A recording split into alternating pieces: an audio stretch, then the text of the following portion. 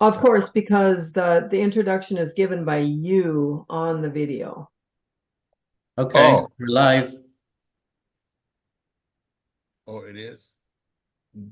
Yes. Good afternoon again, brothers and sisters, men and women of God, concerned citizens of the United States and the world, for this uh, topic that I think it's in the hearts of all humanity, especially here in America. We're facing so much violence in the world today, but we're specifically talking about the violence in America, stopping the violence in America, and what avenues needs to be taken in order to begin to reduce those violent acts that are disrupting humanity. Today we have another guest, but he's a replay of a guest. We thought that we would replay his video because it was so profound. And as we're coming to the end of the year, we thought this would be appropriate time to do that. His name is Greg Washington, and his topic was It Takes a Village, Getting Past Generational Trauma and Reducing Violence in Our Community. And this is a very, very important topic, generational trauma. Generational trauma is indicative of any community, any culture, but specifically each culture has a certain type of trauma that has affected them in their life skills or how they engage with the greater community. And so we would like to have him come back on. Nadia, do we need to read, or we're just going to ask myself to do his bio again? It's on the video, so. Okay, so why don't we turn on the video, and after the video, then we'll have a open discussion. As soon as he finishes, this is the time for us to have an open discussion, and it would be a great end of the year discussion of 2023. Why don't we roll the cameras? Thank you.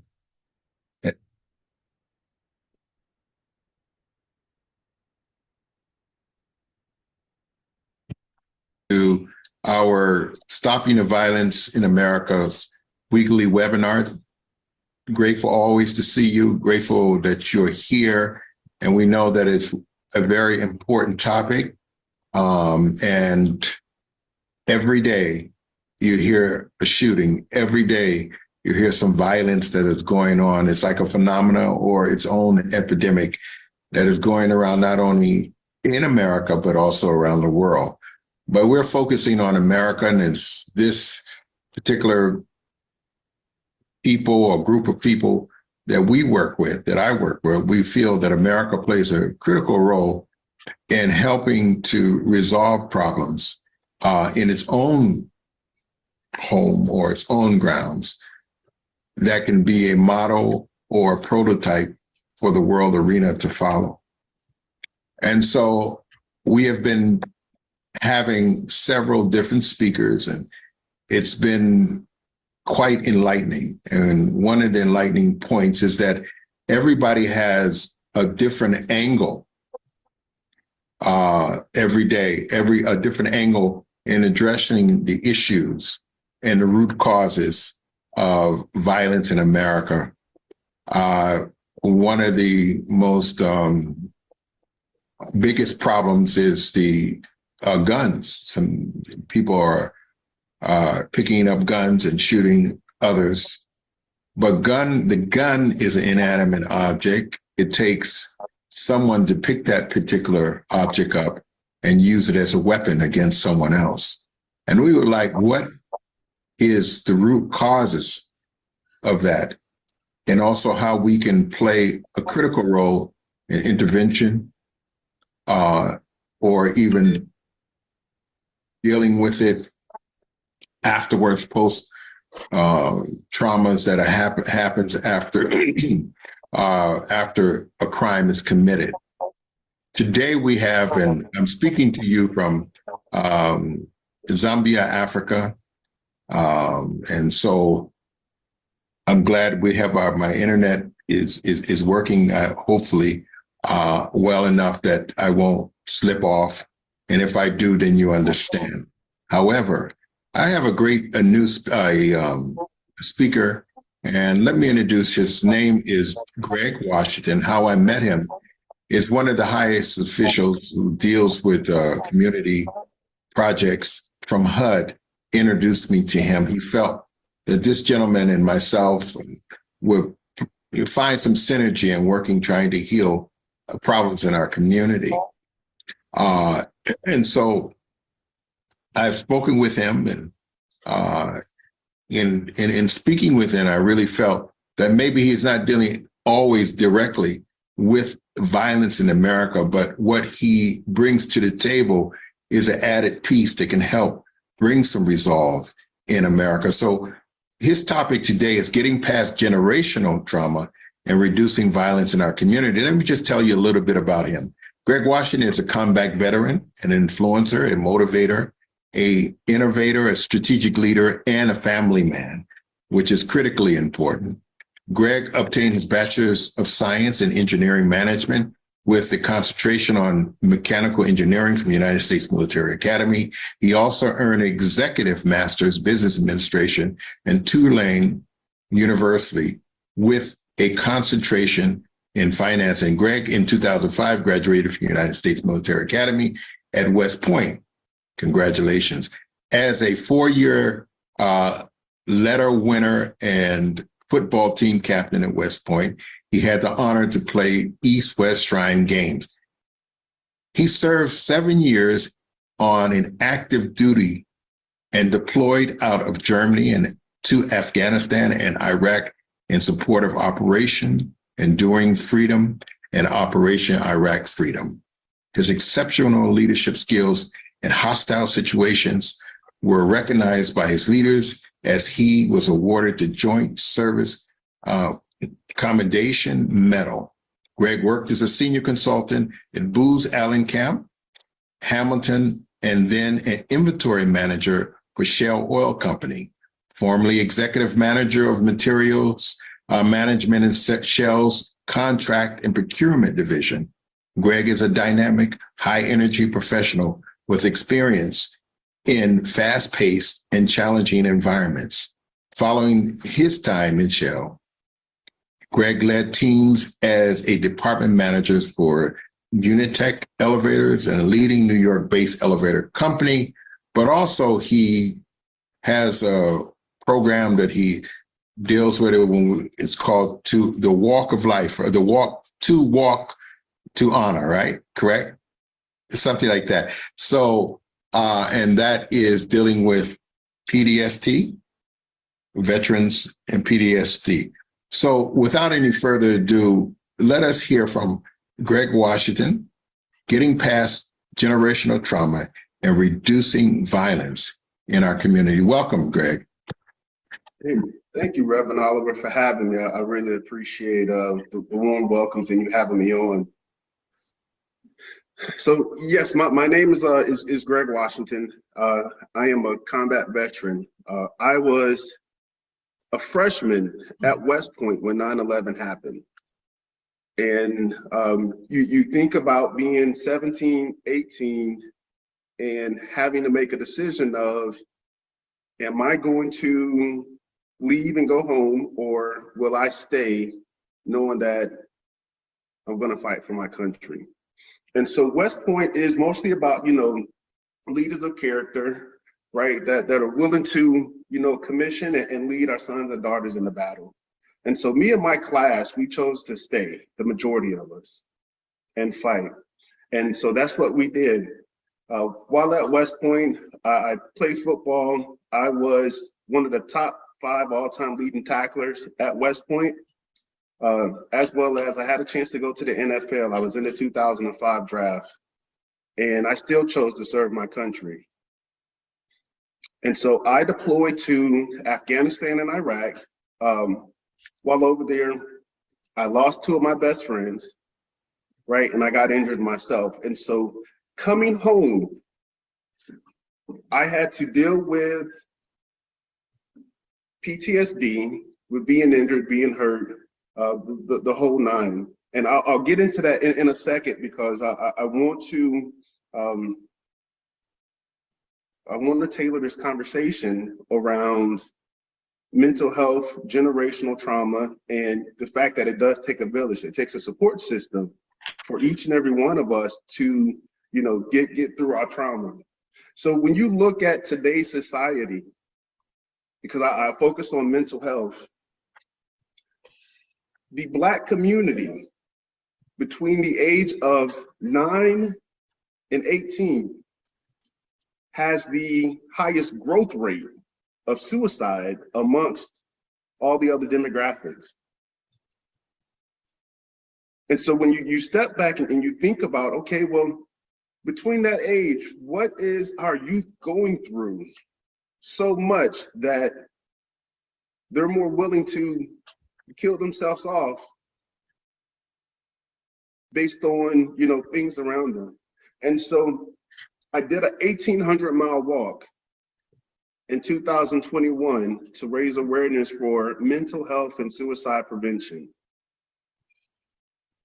I walked from Mount Bayou, Mississippi, which is one of the first official Black recognized towns in the US, to Fayetteville, North Carolina, to West Point, New York in less than 150 days. In every major city that I stopped in, we would host these mental health rallies to speak on suicide prevention, and tackle that stigma around speaking out or speaking about it. Because a lot of us suffer in silence for so long that we let it build and build until we can't deal with it no more. And I would tell you, when it comes to suicide, there are 3 increased risk factors. 1 is isolation, 2 is financial distress, and 3 is toxic relationships. Now, when you think about those toxic relationships, that could be boyfriend and girlfriend, husband and wife.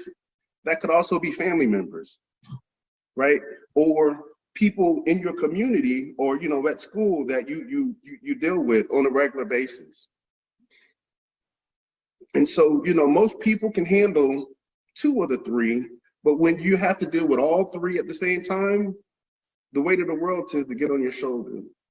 And so along this walk, every person that I met and asked me, why was I walking? You're crazy, what are you doing here? I would challenge them. Think of that one friend, that one family member, and for veterans, that one battle buddy that you know is going through something, or that you hadn't talked to in a while, and give them a call. Because you never know what that one call might do. And I want to share with you what the one call did for me. And so when I was transitioning out of the military, I lost my purpose, because all I wanted to ever be was a general in the Army. I had a relationships issue. I was going through, you know, a divorce, right? And I was getting ready to lose my mother to cancer. Now, transitioning out the military, I was dealing with PTSD and my own injuries. And so I woke up every day questioning the quality of life, questioning my quality of life. If I am in so much pain, physically, mentally, spiritually, emotionally, is life worth living? And I found myself sitting at a table with a loaded gun, getting ready to pull the trigger. And as I was picking it up, I got a phone call. And this phone call was from my little cousin. At the time, she was no more than 13, 14 years old. And she calls me, and I stop what I'm doing and I pick up the phone. And real simple conversation, ring, ring, ring. Hey, cousin Greg, what's up, baby? Nothing, me and mommy, we're broke. We're gonna go to Wally World and go window shopping. You wanna come with us? That one phone call, right? I chuckled and laughed because, you know, one, it was funny, you know, to go to Wally World and go window shopping. But that one phone call gave me enough time to breathe and to think and to know that suicide wasn't the way. And so when I did my 1,800-mile walk, I did it because I felt like it was something that needed to be done within our veteran and military and underserved community. Because we were seeing so many of our veterans, right? The status is 22 vets die a day by suicide. It doesn't include the civilian and military, where that number is actually around the range of 34 to 38 people die a day. And so to suffer in silence, to feel alone, to have so much stress on you in your home life, whether it be finances, whether it be relationships, right? It puts a lot of pressure on me. And I say that because what really pushed me to do the walk and to get back into the community is one of my teammates from when I played football at West Point. He had took his own life. He was on Facebook Live. And 3 months prior to me seeing this event on Facebook Live and trying to reach him and help him, he had reached out to me. He called me up and he said, you know, Greg, I wanted to reach out to you because I'm in this program and I'm in rehab, you know, battling this drug addiction, and we're at that point of making amends in order for, you know, us to complete the program and help. And he said, you know, you were one of the people on my list that I wanted to reach out to because I hurt you. See, I'm in the world of finance, right? And so I was doing finance for his nonprofit.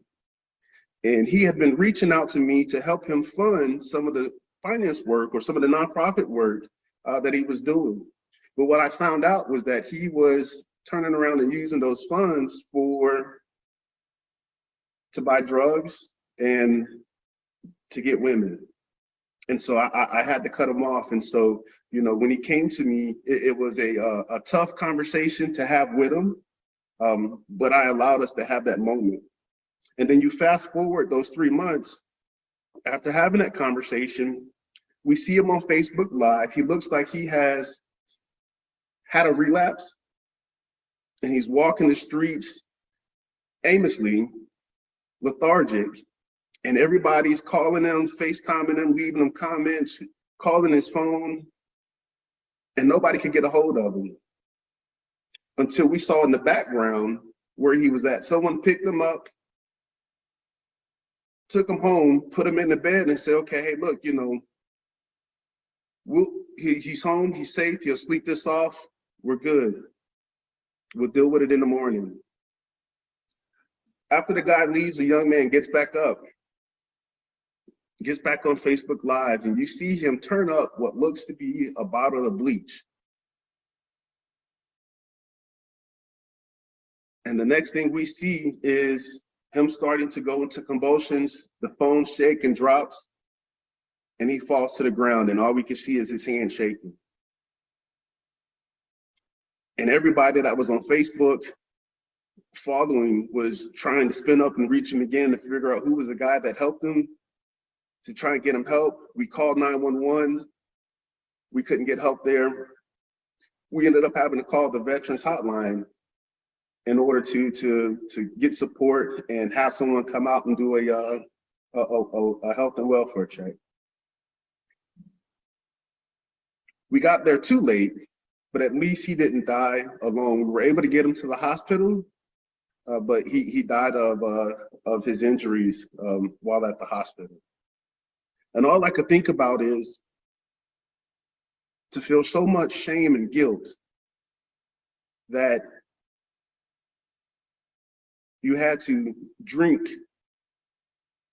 what looks like to be bleach to, one, punish yourself and also clean your own soul at the same time. And so we walked. That 1,800-mile walk was not something that was easy. It was an everyday you had to get up and move. I had to be accountable for my own steps, for my own life, my own purpose.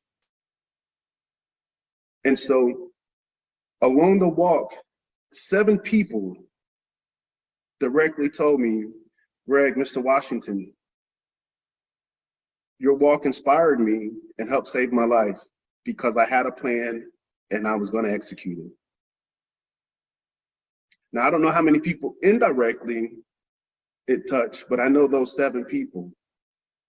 I lost one. He was a vet. I had just made it to North Carolina. We had plans for the family to get together to do this reunion, the celebration of us making it to our halfway point. And my mother, my sister, my aunt, my grandma, they all lost, they all had COVID, caught COVID. And so we had to cancel all of those plans. And so we ended up having a small gathering with the people that could come. And a veteran, a friend of mine, he had showed up and I saw all the signs of him dealing with grief, depression, stress. And he had a habit that looked like it was turning into an addiction. And so I reached out to him. I said, E, come walk with me. 2 weeks, 30 days, you don't have to pay for nothing. You don't have to do nothing. Just come walk, clear your mind. And he gave me every excuse in the book. Oh man, me and my girlfriend, we going through something. I got to wait and see what we're going to do. Toxic relationship. Man, I just lost, my job. I was a teacher and they let us go. And so I have to figure this out. Financial stress. My boys went off to college. And so I'm home alone, isolation. And then the last part, he had a habit that was turning into an addiction. And so he made every excuse not to come. He said, man, I'll catch up. I'll join you later. And it wasn't even 30 days. We didn't even get out of the month of July that I got a phone call from my cousin saying that, they found E, he died of an overdose. Him and his girlfriend had got into a really bad argument and she said she was leaving him. And he turned to his drug of choice to cope with what he was dealing with.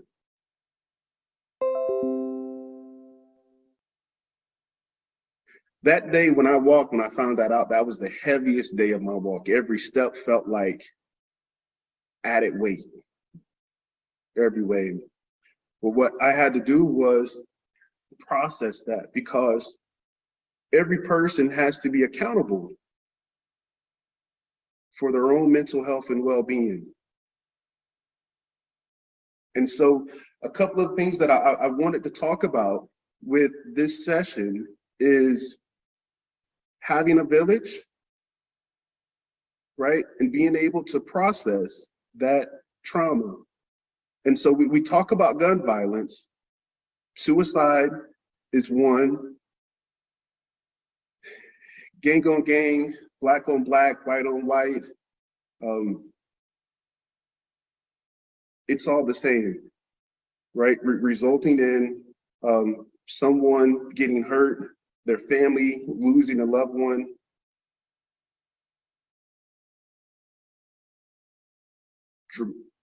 Drastically changing your life.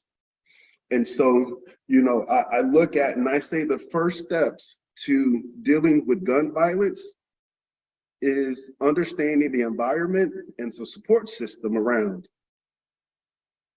The second part is dealing with that trauma, that generational trauma that gets passed down from generations to generations that, these young kids might not even know the forces that they're dealing with, but they're dealing with them. And so being able to, one, have people that you can turn to that have the capacity and the passion to care about you and your well-being so that you can talk, because you need to be able to process this trauma. And so when you look at the holistic approach of the body and your well-being, it's the physical, it's the mental, it's the emotional, it's the spiritual.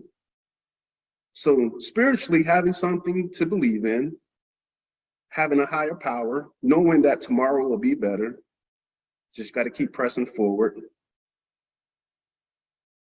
Physically, right, your body has to process that trauma. Breathing, working out, going for a walk, right, helps you to physically release that stress and trauma that you're dealing with. And then emotionally and mentally, that is being able to mentally process it, speak on or speak to someone, right, so that you can process it. And so a lot of people don't know the different stages of grief. A lot of people will ask, well, why do I feel this way?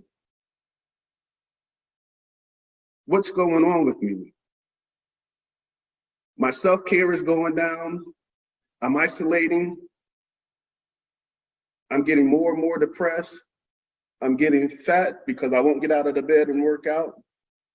I won't get out of the bed and work out because I'm getting fat, feeling lazy, right? All of those are telltale signs that your mental health, your depression, you're sliding into this state. And so being able to have someone that's accountable, help you stay accountable, is key. In the military, we've always had battle buddies. It's tough when you're transitioning out the military because you always have someone that you are accountable to every day that you're in uniform, right? So when you transition out, it's just you. You're no longer captain such and such or sergeant such and such, right? You're just you. And it's on you to worry and care for and put in the work for your own mental health.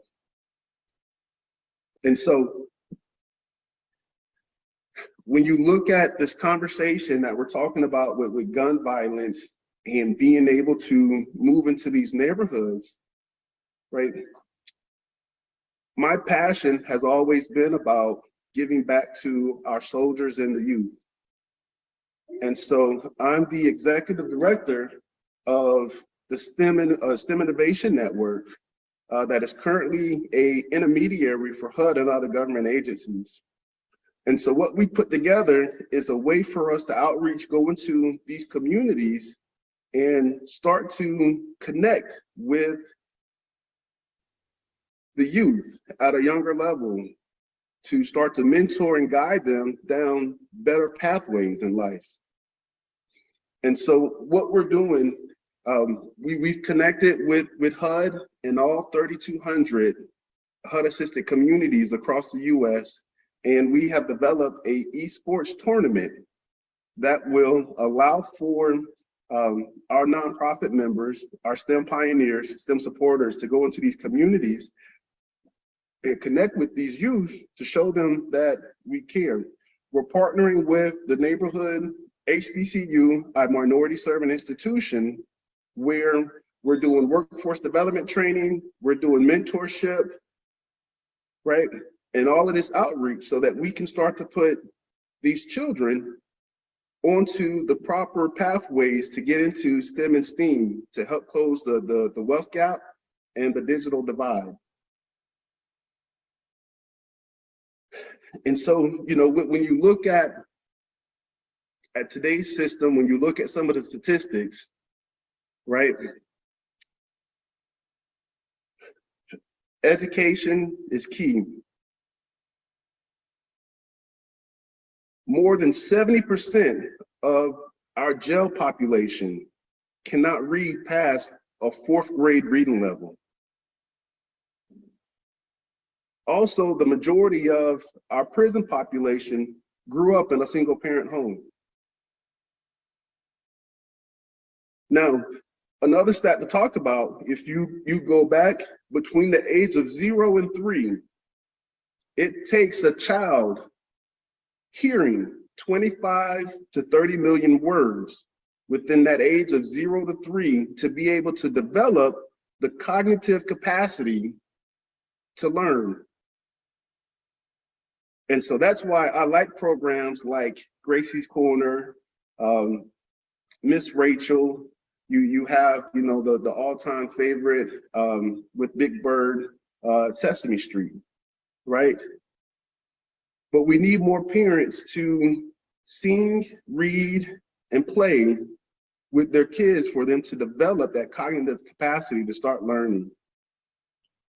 And then the US as a whole, compared to other countries, the US spends $500 per child just in their youth, their educational development at that early age, where other countries are spending anywhere from 10 to 30,000 per child to develop them. And so if we start at this young age of educating our youth, that old saying, give a man a fish, you feed him for a day, teach him how to fish, you feed him for a lifetime. Well, that's the model that we're trying to build. If we're educating our youth, if we have boots on the ground that are mentoring, that are guiding them, because when you think about it, you know, and you look at some of these underserved communities and populations, and you say, oh, we want these kids to have better for themselves. How they're going to have better if mom and dad never graduated high school or college, and all they know to do is go work down at the warehouse or at a factory, and they're so pressed to pay bills, to keep the lights turned on and food on the table, right? What kind of conversations do you think they're going to be able to have with their child to say, hey, look, you should be an engineer, you should be a scientist, you should be this? Those conversations aren't really being had, right?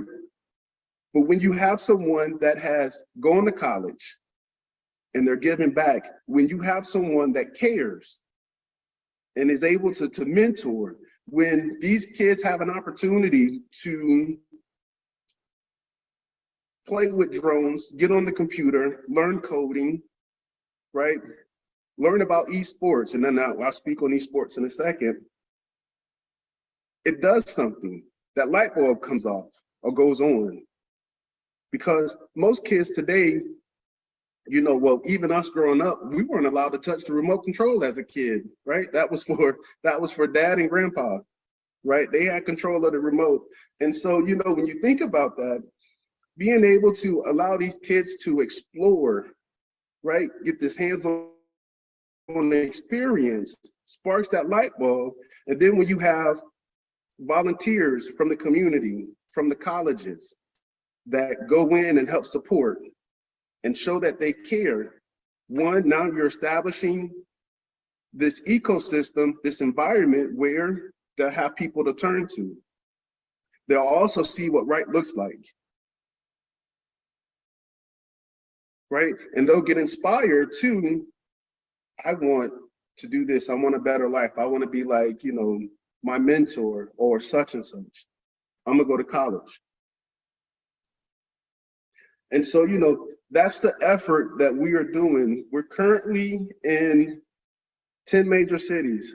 We've done esports, and the reason why we picked esports is because you look at where this generation is now. A lot of kids play video games.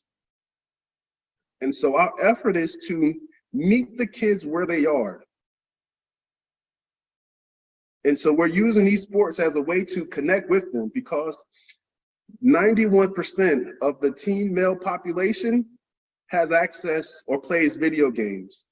75% of the teen female population has access to video games and play as well. And so with that high pool or high percentage, got you. With that high pool or high percentage, you know, that's the biggest target audience. And so this esports tournament that we're hosting is the Tournament of Champions. It's sponsored through NARSHA, our STEMnet, right? NARSHA STEMnet. And I can drop the information in the chat once I finish. You can go on NARSHA today, or you can go to stempioneers.org, and you'll see our website. But we have 10 cities that we're currently in: Atlanta, Dallas, San Diego, Oceanside, California, LA, Jersey City, New York City, and we're setting up in Richmond, Virginia, and also in Chicago and Baton Rouge, Louisiana. And so we are slowly growing our network to go into these different communities and affect change in a positive way by being the boots on the ground, right? So the same way that I walked from community to community, we're doing this all over again. But this time it's not me doing it alone. It's me connecting with Reverend Oliver and others like him to be able to come together in one collective, one big collaborative to go into these communities and affect change in a positive way. And so we need the support. We need our STEM supporters to join in and participate, because we want to help those underserved communities, those next generations, get a fair fighting chance at having a better life for themselves, and doing it at work through, their own doings. And so I will pause here, and I want to just say thank you all for listening to an old man speak, and Reverend Oliver, thank you for allowing me to come on.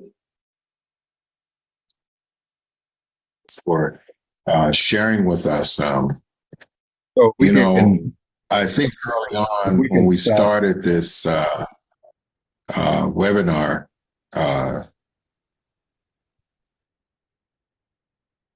Thank you very much for that. What I would like to do is he gave like 2 sections of insightful information. One starting with suicide, dealing with PTSD, and then he segued into the communities at large here in America, especially different at-risk communities in America, and how they are affected by trauma and what is really missing within those communities. But also, I was really impressed with the 3 points that he made that causes not causes, but the avenues that leads to suicide. And that was isolation, toxic relationships, and finances. Those things, it's quite true. And he was saying if you have one, maybe you can survive, but all 3 becomes extreme pressure on one individual. So I would like to do is open up the door and for open discussion in reference to the various things that he did share. It was quite enlightening that what he shared. And so I would like to go around those who have any statements to make in regards to this prolific presentation that Brother Williams presented to us today. The floor is open.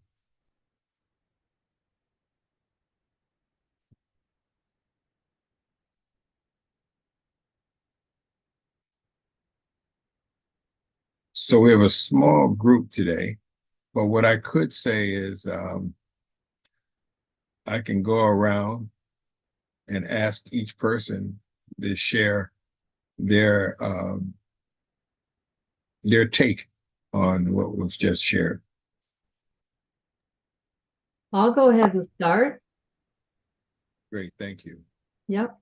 Well, I really appreciate these testimonies that we hear, because we can't experience everything. For us to hear what he experienced himself, you know, being on the edge like that, and then what happened with his friend are just, you know, I mean, they're firsthand stories, and I really appreciate anybody who opens up and shares that with us so that we know what it's like. Also, I was very impressed that they chose esports, because this is the way to get through, and it can be done long distance. So you don't have to be in the room. You can include people that, you know, virtually. I mean, in the room is very good, but virtually is, you know, not a bad second choice. So I'm really glad that they chose that, because I think it's so obviously they've done research, and it's a very good way to connect people so they don't feel isolated. Anyway, I'll let somebody else share too, but thank you for the chance. Yeah, thank you. That's so true. And I like the way he segued. There were some correlating points with the whole isolation, lack of love, toxic relationships, in regards to even I didn't know that this from the 18 to, you said from 18 to a certain 18 to 14 years of age, I believe. No, what was it? Well, basically, he was saying that I didn't know that the at-risk communities of Black kids were committing suicide at that age, and they had the highest rate of suicide. That I didn't know than any other kids. So somehow their toxic relationships, as he shared with us, might be coming from, you know, their home and an environment. And he was so right that many times the parents are trying to survive, and in their survival mode, they are lacking any kind of positive give and take encouragements that they probably they need in order to move forward in their lives. And also, you know, they're just isolated from the general population, if you will. And of course, they're, you know, hit with the lack of finances. And that's why the parents are out leaving them alone, and many times in toxic environments. So those are the things that struck me as well. The floor is open. Anyone else?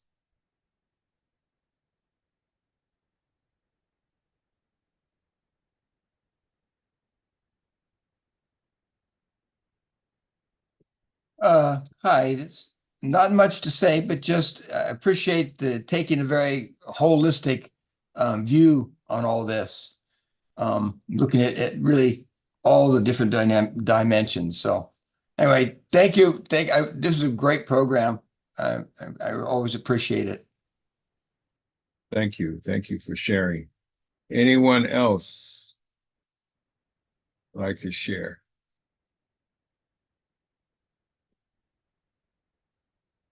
I think because we've got we've gotten our information out just a little bit late because of extenuating circumstances. A lot of people are not on today. Right. So what I would like to do is, if no one else has anything to say or to give some comments on the, you know, this extraordinary presentation, then we probably can end a little earlier today. But I would just like to conclude with litany of information that he gave is heart-wrenching. There's a reality, and it really was noble of him to walk 1,800 miles to advocate more recognition to the suicide rates that are happening within the military, and also segueing into his involvement with the STEM program, which is connected with HUD, and how we can help those other the people in our communities that American communities that are at risk because of the extenuating environment that they are faced with on a daily basis. And they're looking at the root causes of that, why they are behaving this way. How can we begin to reduce that? And one of the things he said that struck me as well is that, again, I would like to reiterate, is that the kids that are going home and they don't have parents who are encouraging them and encouraging them to even read, encouraging them to go to college, encouraging them to see their true value. And when you don't have that, then you become, you know, a target for the toxic communities out there to continuously to lead you in directions that eventually leads into either death, prison, or other institutions. And so by the importance of mentoring, because many of the mentors are people who are coming from exposed environments that can help the kids see on a different horizon. And that is so critically important to help them see what else is out there and to help match what is probably latent within them, something that can match their abilities, their latent abilities, with something outside of that toxic environment that they are submerged into.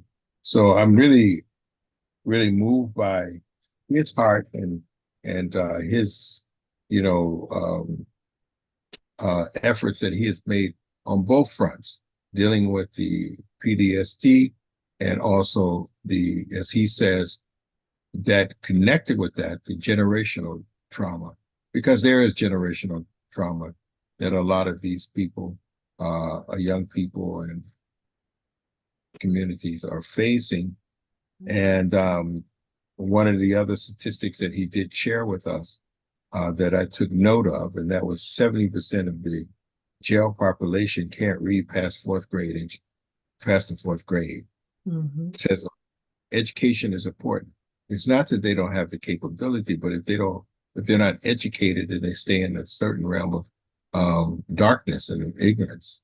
And then he was saying such a high level of or percentage rate of those who are in prison systems are from single parent homes. Yeah. So but I've also, in conclusion of my remarks, he made a very pertinent statement, and that was how much America is investing in these at-risk or these educational programs that helps kids move out of the mindsets and the mind frames or, you know, behavioral problems, and that leads to, you know, criminal activities and crime.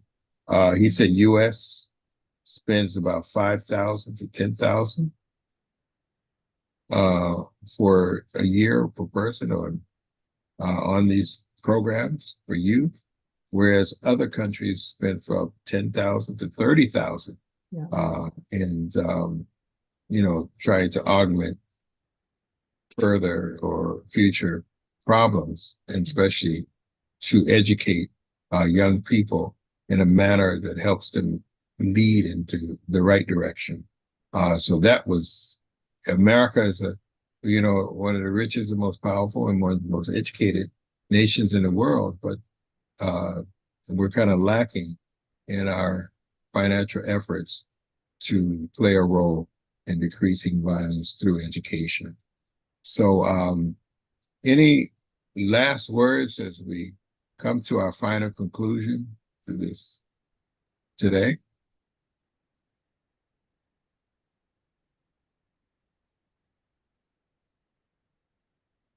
Great. Thank you, Nadia. We made it through. Amen. Yes, very good guest speaker. Yeah, he's excellent. I'm glad it was good to rehear him replay his incredible presentation. Something to really think about. So thank you everyone again for coming on, and we are just a little 10 minutes. Usually close at 3, but we're a little 10 minutes earlier. But we love you, and we look forward to seeing you. Next week will be our last week of 2023, and we look forward to seeing you there. And we also look forward to a wonderful and a brighter 2024. God bless you, and see you next week. Thank you. Merry Christmas. Happy holidays. That's true. Merry Christmas and happy. I knew I missed something. I went straight to New Year's Eve, right? That's fine. All right, everyone. God bless. Take care. Thank you. Thank you.